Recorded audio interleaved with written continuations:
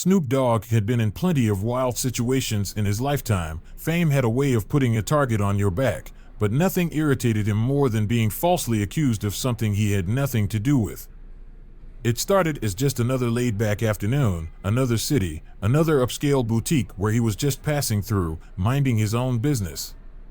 The store was the type of place that smelled like money, glass display cases, overpriced designer everything, and the kind of staff that either bent over backward for customers or watched them like a hawk, depending on who they thought had real money. Snoop was casually browsing, nodding along to the beat of a song playing in his head, when he heard a sharp voice cut through the air. "Sir, I need you to stop right there." He turned slowly, his expression unreadable behind his signature shades, only to see a store manager, red-faced and agitated, striding toward him like she had just caught a criminal in the act. "I need to check your pockets. We have reason to believe you've taken something." The store went silent. Snoop lowered his shades slightly, raising a brow as he let out a slow breath, already feeling the weight of what was happening. Here we go again. Snoop Dogg had been in this situation before, too many times. The feeling of being watched too closely, judged before a single word was spoken, treated like a suspect just for existing in the wrong place at the wrong time. But this time, they had really tried it. The boutique was high-end, the kind of place where the air itself smelled expensive, where the walls were lined with shelves displaying designer watches, gold-plated accessories, and silk-lined handbags that cost more than most people's rent. The customers here weren't in a rush. They strolled through like they belonged, sipping complimentary champagne, chatting softly, their diamond-studded fingers grazing price tags like numbers didn't matter. Snoop had only stepped in because he was waiting on a meeting nearby, figured he'd kill some time checking out some new drip. He wasn't even shopping heavy, just vibing, nodding along to a melody in his head while casually glancing over a few watches and a glass display case. Then came the voice. Sharp. Accusatory. "Sir, I need you to stop right there." It wasn't a request. The moment the store manager's sharp, authoritative voice sliced through the air, everything else in the boutique seemed to freeze, as if time itself had paused just to focus on the accusation that had just been thrown into the open. The faint hum of soft jazz playing through the store's speakers suddenly felt distant, irrelevant, overshadowed by the thick tension that settled in the space like a dense fog. The customers, who had been mindlessly browsing through shelves of designer handbags and overpriced accessories, now found themselves caught in an invisible crossroads, torn between pretending they weren't paying attention and indulging in their curiosity, their heads subtly turning toward the scene, their conversations dying down to hushed murmurs as they watched the unfolding drama. Snoop Dogg, standing there in the middle of the store, hadn't moved an inch. He didn't need to. He had been in this position before, had felt the weight of an entire room shifting against him without warning, had seen the way judgment worked before a single fact had been laid out.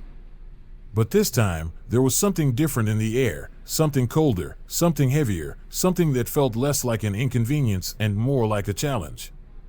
And if that's what it was, then the manager had just made a huge mistake. The woman, dressed in a perfectly tailored blazer and a name tag that was polished to perfection, made her way toward Snoop with the kind of stiff-backed confidence that only came from someone who had spent too much time believing they were always right. Her heels clicked against the pristine marble floors with each step, her shoulders squared, her expression firm, not quite angry, but laced with absolute certainty. The kind of certainty that could turn into embarrassment in an instant if she wasn't careful. Snoop didn't move. Didn't flinch. Didn't even shift his weight. Because this wasn't his moment to react. This was her moment to prove just how wrong she was. The manager stopped a few feet away, and for the first time, hesitation flickered in her eyes. Maybe it was because she was close enough now to really take in the details, the casual but expensive outfit, the signature shades, the quiet confidence in the way Snoop carried himself, like a man who had nothing to prove but knew he owned the space he stood in. Maybe, for a fleeting second, she started to doubt herself, started to question whether she was about to make a mistake that couldn't be undone. But ego? Ego never backed down that easy. "Sir, I need you to stop right there," she repeated, her voice still laced with authority but now carrying a trace of something she hadn't expected, uncertainty. Snoop let a slow exhale slip through his nose, still keeping his expression neutral behind his shades. He had seen this exact scene play out too many times to count, the way people assumed before they thought, the way they accused before they understood, the way they felt emboldened when they thought they had the power. But the thing about power? It only belonged to the ones who truly knew how to hold it. "We need to check your pockets," the manager continued, adjusting the clipboard in her arms, her fingers gripping it a little tighter now, as if she could feel the tension mounting in the room. "We have reason to believe you've taken something." And there it was. The words hung in the air, heavy and undeniable, like a slap across the face of logic itself. Snoop Dogg, a man wearing more jewelry than the glass cases in the store combined, a man who had walked in casually, unbothered, not even carrying a shopping bag, was somehow their number one suspect. The absurdity of it would have been laughable if it wasn't so damn predictable. Around the store, the other shoppers exchanged looks, some of them awkward, some of them clearly recognizing Snoop but choosing to stay silent, knowing exactly what was happening but not wanting to be the ones to call it out. A man in a tailored suit near the watches section cleared his throat and looked away. A woman pretending to be engrossed in a row of handbags stole a glance at the situation, her grip tightening on the strap of her purse. Even the cashier, a younger woman who had been scanning a sale, froze mid-motion, her hand hovering over the register as she tried to decide whether she should step in or keep pretending this was none of her business. And that was always the part that hit the hardest. Not the accusation itself, but the silence that followed. The silence of people who knew it was wrong but decided to let it happen anyway. At the entrance, the security guard, a broad-shouldered man who looked like he had been hired for intimidation rather than customer service, was already shifting his weight, already scanning the scene like he was preparing to make a move. He wasn't just there to watch, he was waiting for the signal, for the moment when the manager decided she wanted backup, for the second when he could step forward and turn a false accusation into a real confrontation. Snoop noticed him without even turning his head. Noted the stance. Noted the way his hand twitched near his belt, like he was hoping that this would escalate just enough to justify his presence. And that was almost the worst part of all. Because this wasn't about whether Snoop had stolen anything.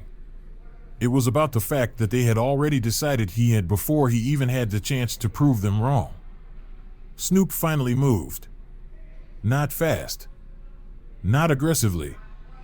Just slowly, removing his shades, lowering them just enough so the manager could see exactly who she was talking to, so there would be no excuses later, so she would have to live with the memory of the moment she realized she had just accused the wrong one. He let the silence stretch a little longer. Let the weight of her mistake settle. And then, when he knew she was starting to feel it, when he could see the flicker of regret beginning to take shape behind her forced confidence, he finally spoke. "You sure you want to do this?" The manager blinked. She hesitated. For the first time, her polished, overconfident demeanor cracked, just slightly, just enough for the doubt to seep in. Because now, she wasn't sure if she was looking at a suspect. Or a mistake she couldn't take back. The weight of the moment didn't just fall on her, it fell on everyone. The customers. The employees. The security guard. Because now, everyone was waiting to see what she would do next. And deep down, they already knew. Snoop stayed still. Didn't blink. Didn't move. Just waited. Because this time, it wasn't about proving anything. It was about making her realize she had just lost before she even knew she was playing.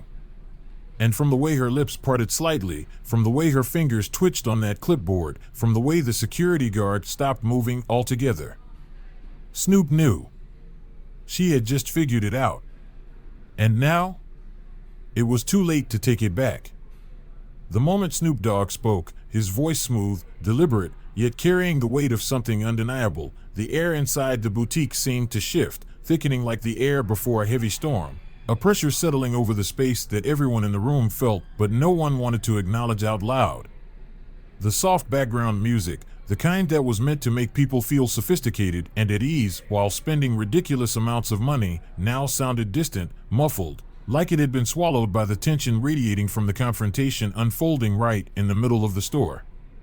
Every pair of eyes, hidden behind nervous glances, stolen from behind designer sunglasses, flickering from behind perfume counters, was now locked onto the scene, watching, waiting, silently assessing the situation as if they were watching a live wire sparking, unsure whether it would fizzle out quietly or explode into something much bigger.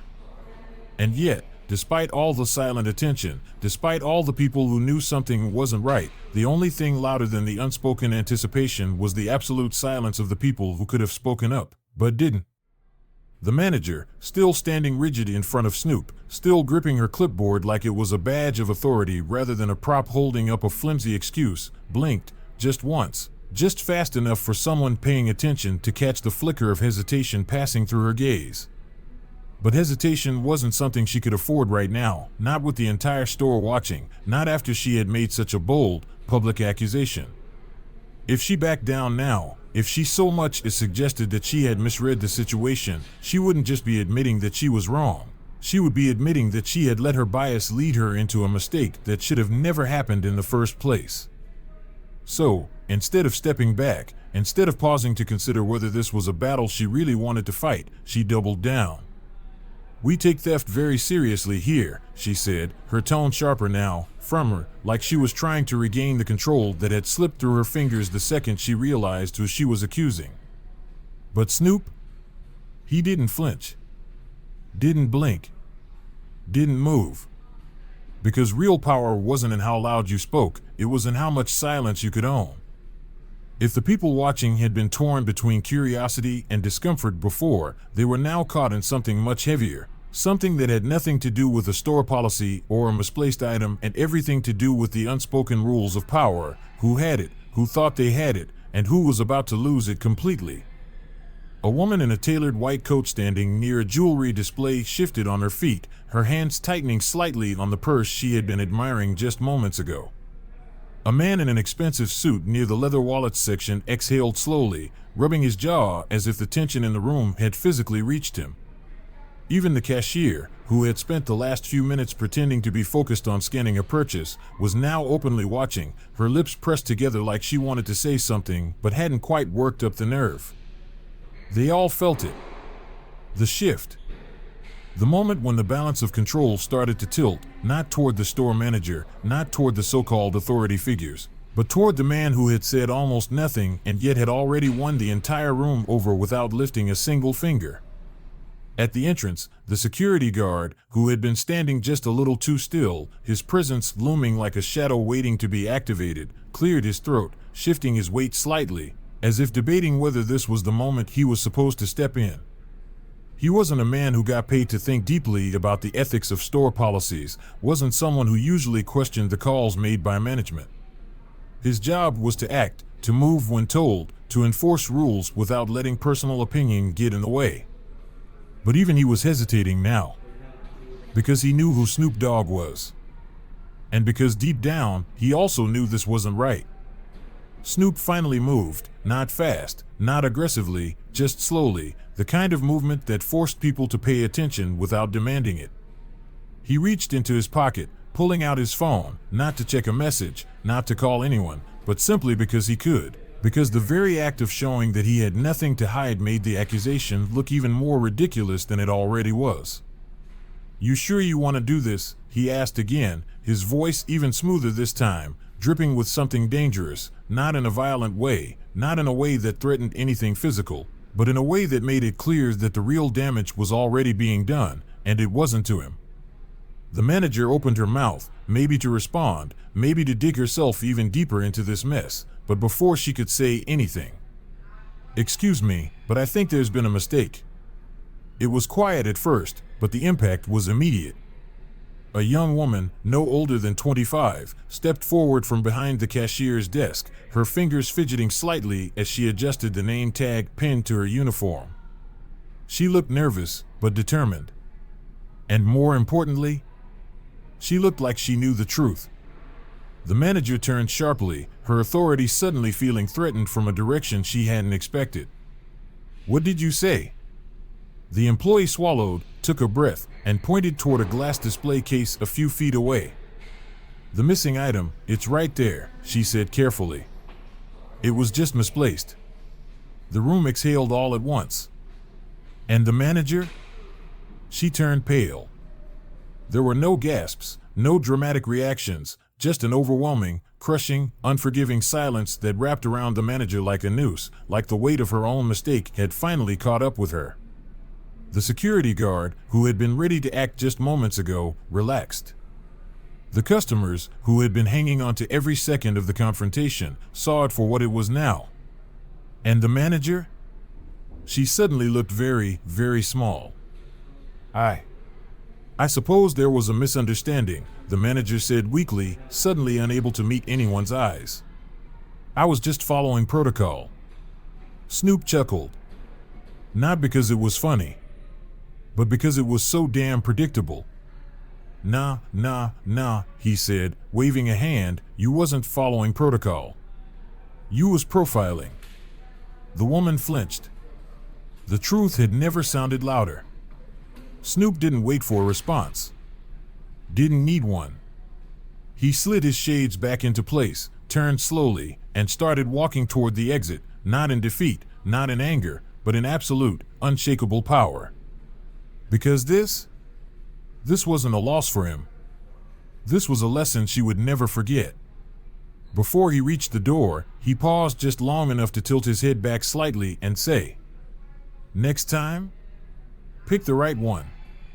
And then, he was gone. The store manager, still gripping onto the thin thread of authority she had left, cleared her throat, straightened her blazer, and tried to recover from the growing weight of doubt pressing down on her shoulders. This wasn't just about the missing item anymore. It was about control, about power, about maintaining the illusion that she had been right all along. That she hadn't just accused one of the most recognizable figures in the world of stealing in front of an entire room of people who had now gone completely silent. She adjusted the clipboard in her hands, flipping through pages she didn't really need to look at, desperately trying to mask the reality that was closing in on her from all angles. But no matter how many papers she shuffled through, no matter how straight she stood, no matter how much fake authority she tried to project, the truth was already working against her, bleeding into the cracks of her confidence like water seeping into a broken foundation. And worst of all, Snoop Dogg was still just standing there, waiting. Waiting for her to realize she had just played herself. The silence in the boutique had evolved into something heavier, something tangible, something that wrapped itself around every single person in the room like an invisible grip tightening around their throats. The customers, who had been nothing more than passive spectators a few minutes ago, now stood completely still, exchanging looks, shifting awkwardly in their places, feeling the weight of what was unfolding, but unsure whether they should speak, step in, or pretend like none of it was happening. A woman near the perfume section glanced at her friend, her eyebrows raised in silent disbelief. A man in a crisp navy suit, who had been eyeing an expensive leather briefcase, now found himself rubbing his chin, his gaze flicking between Snoop and the manager, as if debating whether he should step forward and say something, but he didn't. Because that was the thing about moments like this. People always knew when something was wrong. They just rarely had the courage to do anything about it. And then, just as the tension reached its peak, when it felt like the entire boutique had become a vacuum of unspoken words and unresolved accusations, a voice finally cut through the silence, not from Snoop, not from the manager, not from the security guard who was still waiting for a reason to step forward, but from someone unexpected. "Excuse me, but I think there's been a mistake." The words came from behind the cashier counter, spoken softly at first, as if the person who said them was still debating whether they had the right to interfere. A young woman, barely in her 20s, wearing the same uniform as the other employees, had stepped forward hesitantly, her hands fidgeting with the edge of her name tag as she looked nervously between Snoop and the manager. The store manager turned sharply, her expression tightening, irritation flashing across her face. "What did you just say?" The young woman swallowed hard but stood her ground. "The missing item, it's right there," she said carefully, pointing toward a nearby display case. "It was just misplaced." And just like that, the entire weight of the accusation collapsed. For a second, just a split second, no one moved, no one spoke, no one even breathed, because the weight of what had just been revealed was too overwhelming, too crushing, too unforgivable to process all at once. The missing item, the one that had been the entire basis of this humiliating, public accusation, had never been stolen. It had never even left the store. It had just been sitting there the whole time, in plain sight, untouched, undisturbed, waiting to prove that the entire thing had been built on a lie. Snoop let out a slow breath through his nose, shaking his head slightly, the corners of his mouth lifting into a smirk that wasn't amused, it was knowing. The kind of smirk that carried the weight of 1,000 moments just like this one, the kind of smirk that said, "I knew this was coming, and yet, it still never fails to amaze me." The security guard, who had been standing at the entrance, his body language tense and ready, suddenly relaxed. The customers, who had been frozen in suspense, now shifted uncomfortably, as if the guilt of their own silence had just come crashing down on them all at once. And the manager? The manager looked like she had just swallowed a live grenade. Her skin had gone pale, her hands tightening around the clipboard she had been gripping like a lifeline, her jaw clenched so tight that she looked like she might crack a tooth. She turned her gaze back toward Snoop, and for the first time since she had opened her mouth, she looked afraid. Not afraid of him, but afraid of the truth. Afraid of the reality that she had just publicly, loudly, and wrongfully accused Snoop Dogg of stealing in front of an entire store full of witnesses, and now she had nowhere to hide. She cleared her throat, shifting awkwardly, desperately searching for an escape. I suppose there was a misunderstanding," she stammered, her voice quieter now, suddenly devoid of all the authority it had carried just moments ago. "And Snoop?" Snoop just laughed. It wasn't a loud laugh. It wasn't exaggerated. It was just a slow, knowing chuckle that carried more meaning than anything else he could have said in that moment. Because what was there left to say? They had humiliated themselves. They had exposed their own bias. And now they had to live with it. "I was just following protocol," the manager muttered weakly, trying, and failing, to save face. Snoop tilted his head slightly, slipping his shades back into place before exhaling through his nose. Nah, he said, shaking his head. "You wasn't following protocol. You was profiling." The words landed hard. Hard enough that the manager flinched. Because deep down, she knew he was right. Snoop didn't wait for a response. Didn't need one. Didn't need to argue. Didn't need to demand an apology that would never actually mean anything.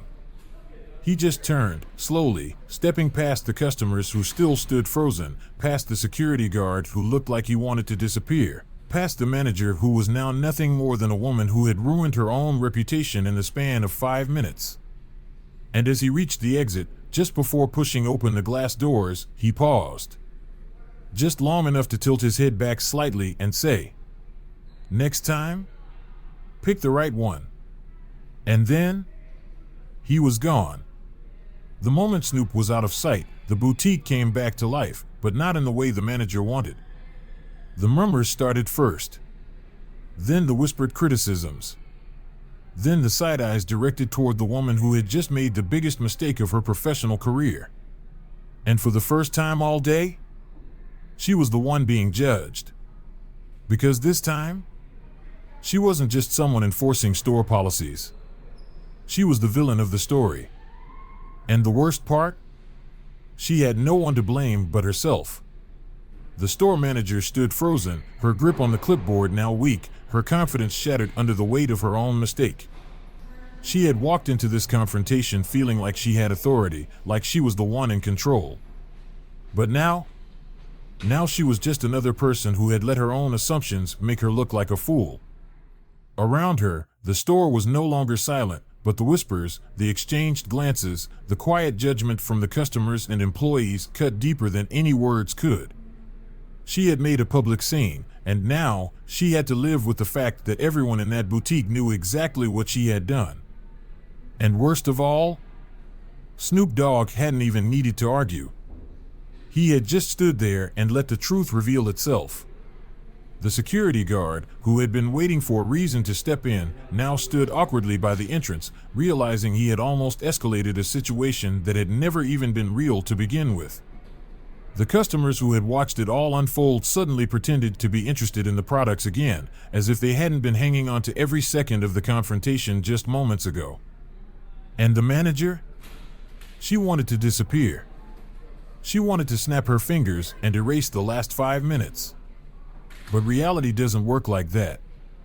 Reality was standing right in front of her, in the form of a store full of people who now saw her for exactly what she was. And there was no coming back from that. Snoop didn't need to stay. Didn't need an apology. Didn't need to argue with someone who had already embarrassed themselves beyond repair. So he did what real ones do, he left. As he stepped toward the door, the weight of the entire store followed him, eyes tracking his every move, knowing that he wasn't walking out in defeat. He was walking out as a man who had let the truth speak louder than anything else ever could. And just before he pushed open the door, he paused, turning his head just slightly, his voice smooth, unbothered, yet carrying the weight of something undeniable. Next time? Pick the right one. And then? He was gone. The moment Snoop Dogg left, the store felt different. No one spoke to the manager. No one rushed to defend her. Because in the end, she had lost, not just the argument, not just her pride, but the respect of every single person in that boutique. And while Snoop would go about his day, unbothered, unshaken, knowing that this was just another example of why the world still had a long way to go, she would have to stand there, in the wreckage of her own making, and realize that some mistakes stay with you forever.